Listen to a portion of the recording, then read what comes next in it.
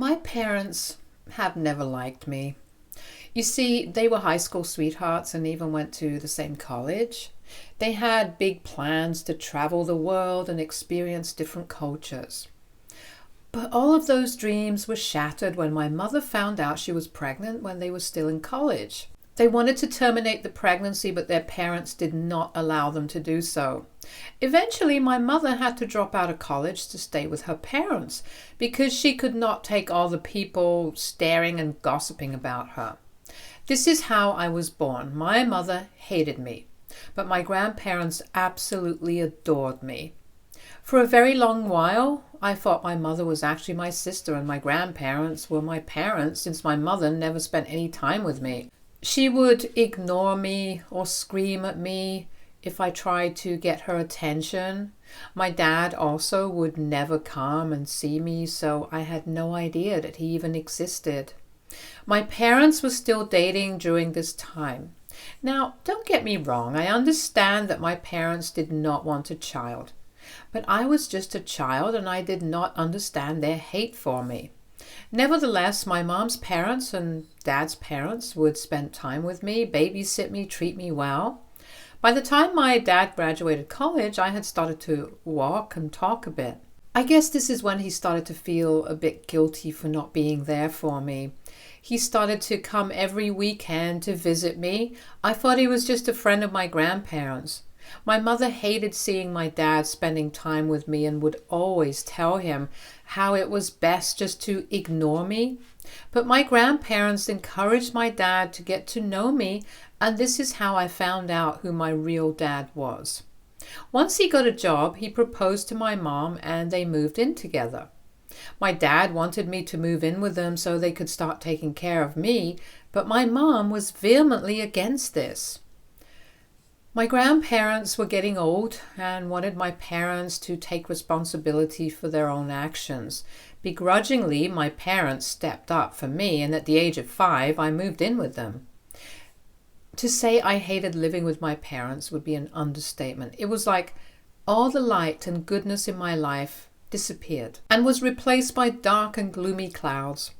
Every day my mother would remind me that I should be thankful for staying at their place, and if I did something wrong, she would kick me out. My dad was working the whole day and would come home late at night. If I wanted to spend time with him, he would tell me how he needed some time alone and would urge me to go to bed, telling me that he didn't have the bandwidth to handle me that day. I went from living with my loving grandparents to living with my parents who absolutely despised me. Now, I was too young to understand why, but I did understand how unwanted I felt at their place. My parents would buy me no toys, no ice creams like every other kid. Sometimes I would go to school without my assignment being completed, so then my teacher would call up my mom to question her about it. My mom would later scream at me that I was a lazy person and that I should take responsibility for my own studies. I was so terrified of my mom that I started to do my own homework as best I could every day after school because I thought doing so would make her accept me eventually.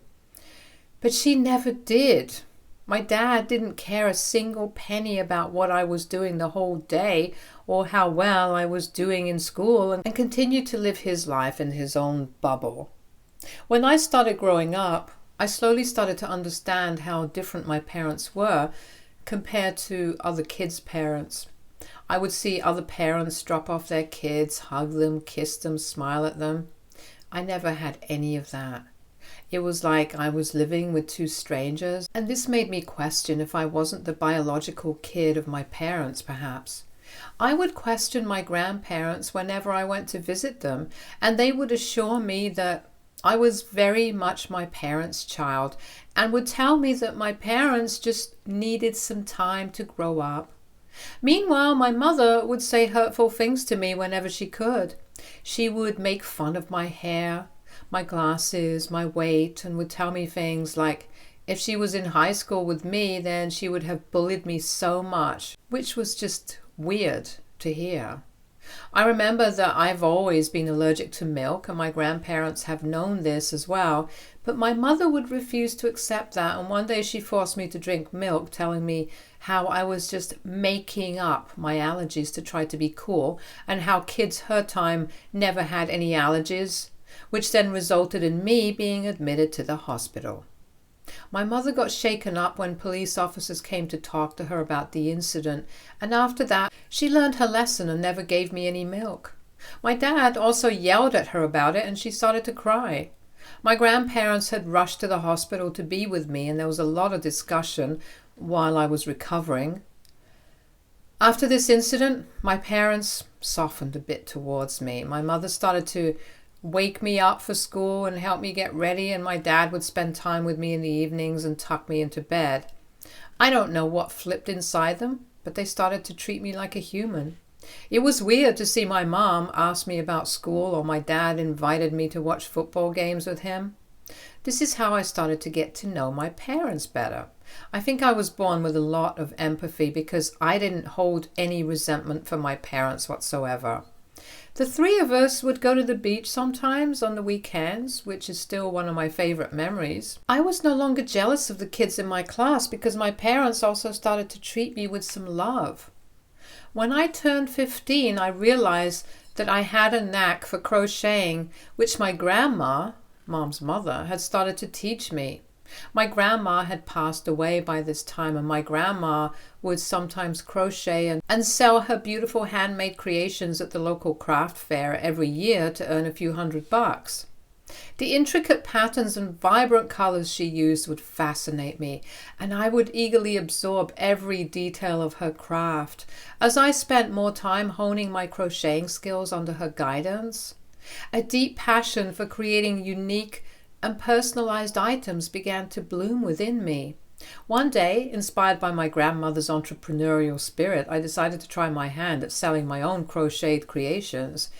With her encouragement, I set up a small booth at the same local craft fair where she showcased her work.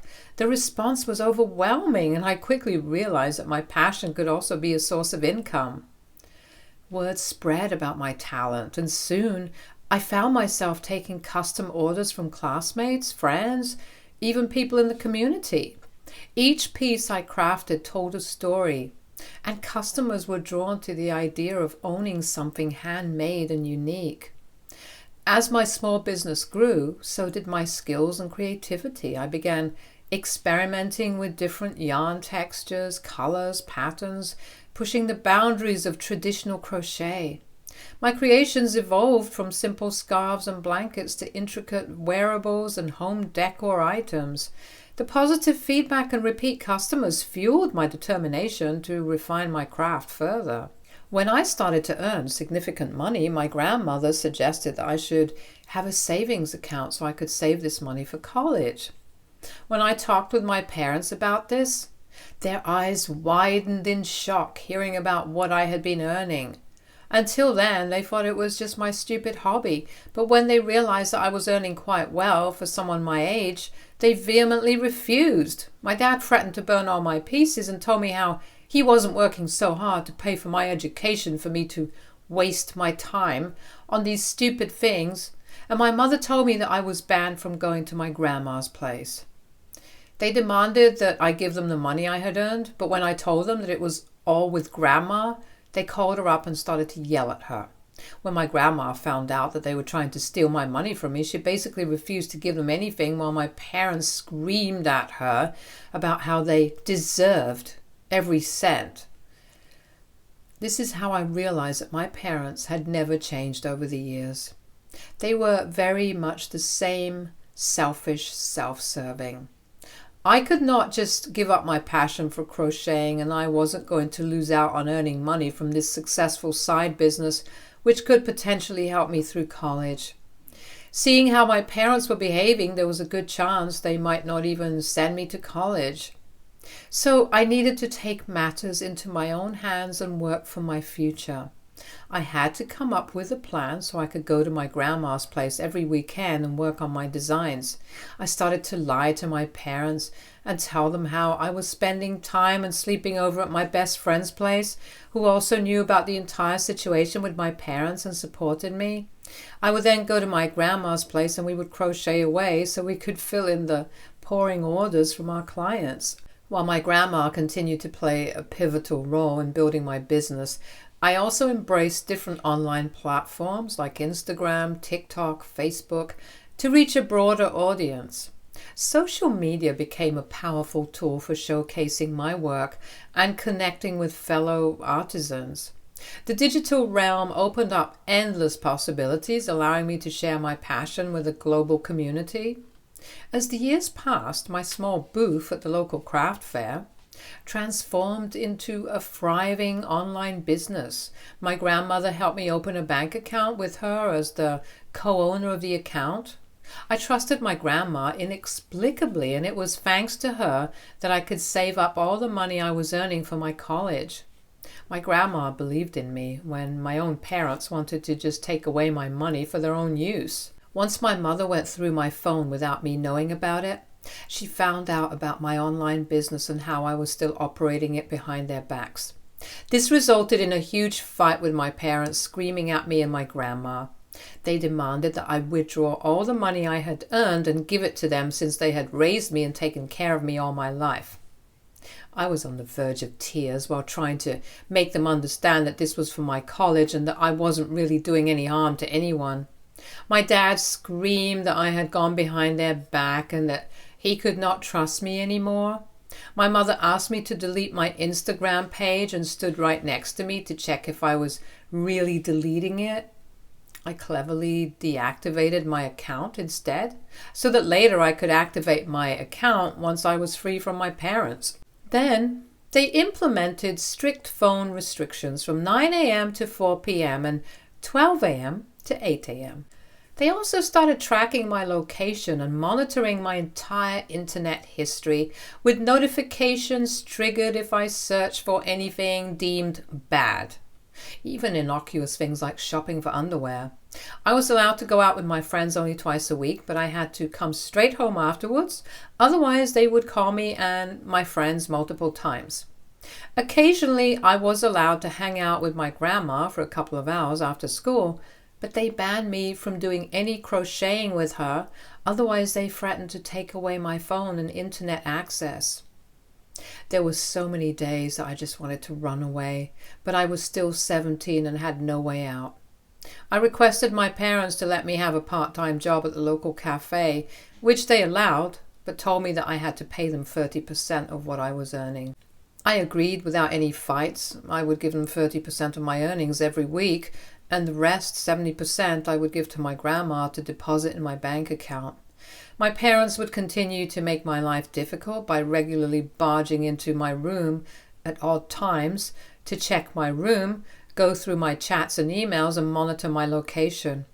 If I didn't listen to them or follow their rules, I was either grounded or they would force me to give them more of my earnings that week.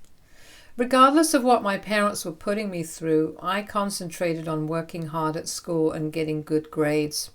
I knew that I needed to get into a good college to escape this life, so I worked my ass off. The night before I was going to turn 18, I packed up whatever it was that I had bought for myself and left other things like my clothes and my phone in the room. I made sure to wipe my phone clean so they would not find out anything about me. I also knew my parents would not allow me to take anything that they had brought for me, so I didn't take any of their stuff. The plan was already set. My grandma came to pick me up early in the morning so I could finally move in with her. My parents were shocked to see me moving out and started fighting with my grandma, saying that they were going to involve the police. I told them to go ahead, since I was 18 now and could do whatever I wanted. My parents then tried to blackmail me and said how they would tell everyone about what an ungrateful daughter I was and that everyone would shun me for leaving my parents. But I did not care. They even threatened that they would not help me for college, but I just smiled since I had saved up enough and was even up for a scholarship, so I no longer needed their help. As I walked out of the house, I felt a mix of fear, relief, and determination. Little did I know my journey was about to take an unexpected turn. The first few weeks at my grandma's place were a breath of fresh air. The strict restrictions were lifted and I could finally breathe without the constant monitoring. The first thing I did was buy myself a new phone and get a new mobile number. Next, I went to the bank with Grandma and took all my relevant documents so I could convert my minor account to an individual account. I was so happy to finally get my own card and account where I no longer had to ask for anyone's permission. I also deactivated my Instagram account so I could get back to my crocheting business. My grandma was very supportive and even offered me a small space in her house to set up a makeshift studio so I could get back to crocheting. Just a week after I had moved out of my parents' place, I found out from relatives and old neighbors that my parents had set up a party where they were finally celebrating their independence. Apparently, they were extremely happy that this was the start of their new family, free from the burden of having me around, and were telling people how they finally could live child-free. They had invited other child-free friends and had posted multiple pictures of them laughing and drinking throughout the night, with not a care in the world. Initially, the news stung. The fact that my own parents were celebrating my absence just a week after I had left them, showcasing their newfound freedom, felt like a cruel twist of fate. My dad's parents were also shocked to hear them celebrating, and they tried to reach out to me. They would travel a lot in their RV, exploring around the country, so it had been years since I had talked with them. When they finally got my new number from one of my cousins, they immediately called me asking about everything. I told them the truth about what had been happening between me and my parents and how I had left home. They were shocked to hear how my parents had been abusing me. They questioned me why I didn't reach out to them for help, but I told them about how my parents would monitor my phone, so I wasn't allowed to talk to a lot of people except a handful of friends and my grandma. This is when my dad's parents told me about how my parents never wanted me in the first place, but they thought they had changed over the years once I moved in with my parents and begged me to forgive them for not being there for me through all of this. They also talked with my grandma, who told them about the various fights she had with my parents in order to protect me. After this, my dad's parents took it upon themselves to tell each and every family member about what my parents had put me through. Slowly, the news spread through my relatives and family, friends, and everyone started calling me and offering their support. I was surprised to see how sympathetic everyone was to my plight. Some even offered me monetary compensation, but I would refuse and tell them about my crocheting business and how they could help me by spreading the word so I could get more clients. This is how my business started to slowly pick up. During this time, I had been accepted into my dream college with a full scholarship. My life was finally about to change for the better. It wasn't very far from my grandma's place, so I could come and visit her every weekend and spend time with her at work on my crocheting. My dad's parents decided to gift me their old car, which needed a bit of repairing but was manageable, so it would be easier for me to come back to my grandma's place. During this time, one of my friends, who had been working for a local newspaper, reached out to me and asked me if she could write a story on me, since there were not a lot of young entrepreneurs in our area who had their own business like me, and told me how my story could inspire other youngsters to find their own path. After some thinking, I agreed to sit for an interview. I honestly didn't think it was a big deal since my business still needed a lot of work. But nevertheless, I hoped that if there was a kid out there like me, stuck in a toxic environment, I hoped that they would read my story and feel inspired from it. When my story came out, I felt surreal to see my own story in the paper. I know it's a very small achievement to be featured in your local paper, but for the first time in a very long time, I felt proud of the fact that I had worked so hard on my business despite all the difficulties. My grandma was extremely proud of me, and other relatives and friends started reaching out to me, congratulating me for this success. This was a new feeling since my parents had never supported nor complimented me about my hard work while growing up. My parents must have read the story as well, so they called my grandma to scream at her about how I betrayed them by going behind their backs. They told me and Grandma that since I had started the business while still living with them, I needed to not only give them credit publicly, since relatives had been bashing them ever since I told them about their controlling behavior, but that I needed to share with them my profits as well. They threatened to take me to court, but my grandma told them that I had done all the business under her roof so they could try going to court over it if they wanted, because they would lose. I was so pissed at how my parents were behaving that I wanted to scream and yell at them, but I knew I could not do that. So instead, I organized a small celebration and invited my close family members and friends so we could celebrate the success of my hard work and business. I was, anyways, going away to college, so I felt like I deserved one last hooray with people who genuinely loved me. We had a great time throughout the night.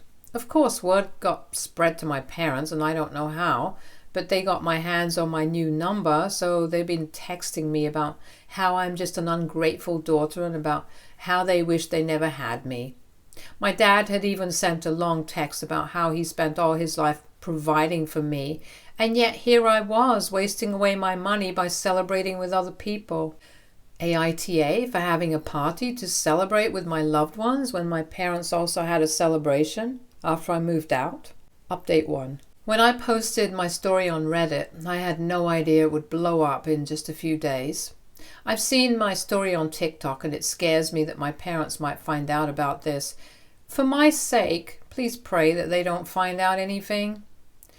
Now, as per the comments, I understand that a lot of people want me to block my parents permanently, and I plan on doing exactly that. However, I do want to send them a final email telling them about everything that they put me through so they know exactly what I have been going through. I am not a doormat like some of you have been calling me. I'm just a kid who had extremely toxic parents, and it's difficult for me to drop them. Society always teaches us about how our parents always want the best for us, but no one ever teaches us about what to do when you end up with toxic parents and how to cut them off.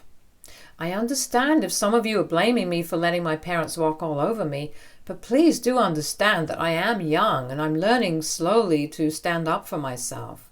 Update 2. Hi everyone. Thank you to some of the people who've reached out to me with supportive messages and let me know about similar situations they have gone through. Now, as I had updated earlier, I did write an email to my parents. My grandma also helped me pen down my thoughts more clearly. I'm just going to copy and paste the email content here. Dear Mom and Dad, I've spent a considerable amount of time reflecting on our past, present, and the potential future of our relationship. It's with a heavy heart that I've come to the realization that for my own well-being and growth, I need to sever ties with you both. I have spent my entire childhood yearning for your love and attempting to meet your expectations, but for some reason, I was never enough. Over the years, I've worked tirelessly to understand the reasons behind your apparent dislike for me and strived to be accepted into your lives, but you both never accepted me. From the earliest memories when Mom forced me to drink milk despite my allergies, to the times I felt like a stranger in my own home, your actions have shaped my perception of how toxic our family is. Yet, through it all, I held on, hoping for a change, for a connection that never happened, unfortunately. When I found solace and purpose in crocheting, thanks to Grandma's guidance, I thought it might bridge the gap between us. As I built my business, your attempts to undermine and control me only solidified my decision to break free from the toxic environment. Your insistence on claiming a share of my hard-earned money, threatening legal action, and attempting to control my celebrations only further highlighted how toxic you all are for me. I want you to understand that this decision is not an act of revenge or an expression of anger. It's an act of self-preservation, a step towards building a life that is free from toxicity and filled with love and support that every child deserves. I harbor no ill will towards either of you, but I need to prioritize my mental and emotional well-being. I thank you both for pushing me to become independent and for underestimating the potential within me, and I wish you both the best in your future endeavors. I hope you both are finally happy without me. I request that you respect my decision to not further contact. Let us part ways amicably. I won't lie, but I had tears while writing this email to my parents. I know that I should be strong and remember all the bad things they've done to me, but it's so hard to cut off your parents. As children, we are conditioned to love them, and it's difficult to come out of that thinking. After sending the email, I blocked them from everywhere. In a few days, I'll be going away to college, so I'm a bit nervous about it. My grandma and my dad's parents are going to help me move into my new dormitory. I'm excited about meeting new people and having new friends. And to everyone asking, my crocheting business is doing well and I won't quit it regardless of my college. I love making unique designs and this is my passion, so I will work hard to manage it with my studies. This is the only update I have for now. Update 3. Wow, it's been 6 months since my last update. I can't believe it's been so long and how different my life is now. First and foremost, I am thriving in college. The classes are challenging, but I'm putting in the effort and maintaining good grades. I know in the long run, despite my crocheting business, I need a college degree to fall back on. I've also made some incredible friends in college. Thanks to them, I even get more orders to crochet. College life has allowed me to explore new horizons and meet different people. It's a refreshing change from the isolation I felt back home. I even have a boyfriend now called Kyle. I mean, it's just been 2 months since we started dating and we're still getting to know each other. He is a sweet guy, so we will see how this goes. Every weekend, I make it a point to visit my grandma. We've been working from her makeshift studio to fulfill our crochet orders. The business is booming and the positive response from our clients is overwhelming. It's amazing how pursuing my passion has not only provided financial stability, but also a sense of purpose and fulfillment in my life.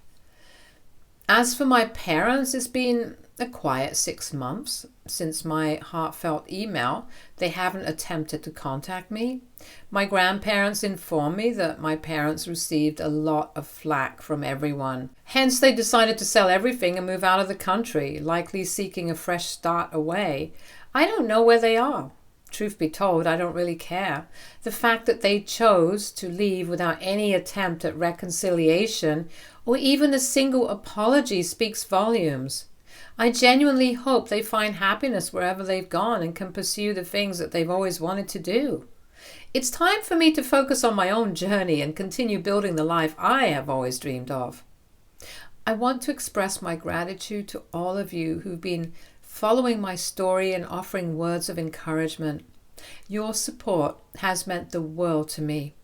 If there's one lesson I have learned through all of this, it's the importance of surrounding yourself with people who uplift and believe in you. Thanks to my grandma and friends who believed in me. This will probably be my last update. Thank you, everyone. Stay tuned for more stories from our girl relationships.